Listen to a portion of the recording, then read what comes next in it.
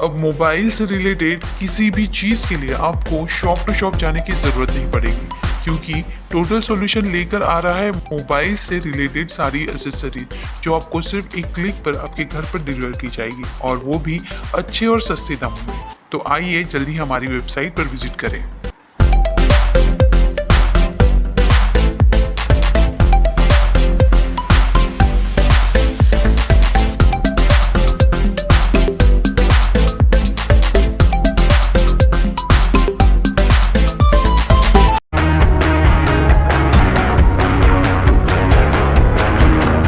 हर महीने की पहली तारीख की तरह आज यानी 1 मार्च से कई नए नियम लागू होने जा रहे हैं, जिनका सीधा सीधा असर आपकी जेब पर पड़ सकता है।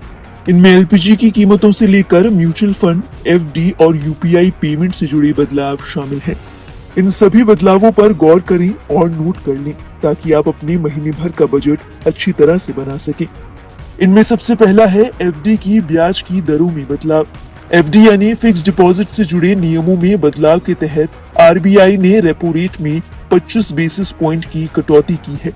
इसके बाद कई बैंकों ने एफडी पर मिलने वाली ब्याज की दरों में बदलाव किए हैं।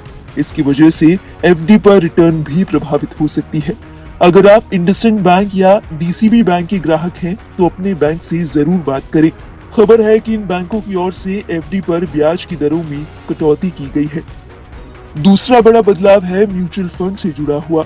सेबी की ओर से म्यूचुअल फंड्स और डीमैट अकाउंट के नॉमिनेशन के नियमों में बदलाव किए गए हैं। इन नए नियमों के मुताबिक इन्वेस्टर्स अब अपने डीमैट अकाउंट और म्यूचुअल फंड पोर्टफोलियो में 10 लोगों को नॉमिनी बना सकते हैं। इस बदलाव के पीछे का मकसद बिना क्लेम वाली एसेट्स में कमी लाना है। तीसरा बड़ा बदलाव है यूपीआई से जुड़ा हुआ। नए नियम के तहत बीमा एएसबी सर्विस को यूपीआई सिस्टम से जोड़ा जा रहा है। इससे फायदा ये होगा कि लाइफ और हेल्थ इंश्योरेंस पॉलिसी होल्डर अपनी प्रीमियम पेमेंट के लिए पहले से ही अमाउंट को ब्लॉक कर सकेंगे। ये बदलाव बीमा प्रीमियम के भुगतान को अधिक आसान बनाएगा। अगला नियम यूएन यानी यूनिवर्सल अकाउंट नंबर से जुड़ा है। अगर आप ईपीएफओ मेंबर हैं और ईएलआई स्कीम का फायदा उठाना चाहते हैं, तो यूएन एक्टिवेशन का काम पूरा करने के लिए डेडलाइन को बढ़ाकर मार्च 15 कर दिया गया है। बता दें, ईपीएफओ ने यूनिवर्सल अकाउंट नंबर को एक्टिवेट करने और बैंक अकाउंट को आधार से लिंक करने की आखिरी तारीख को 15 मार्च तक कर दिया है। पांचवा और सबसे बड़ा बदलाव एलपीजी सिलेंडर की कीमतों को लेकर। जैसा कि सभी जानते हैं कि सरकारी ऑयल मार्केटिंग कंपनियां हर महीने की पहली तारीख को एलपीजी सिलेंडर की कीमतों की समीक्षा करती है। इसे देखते हुए 1 मार्च 2025 को भी गैस की कीमतों में बदलाव की संभावना है।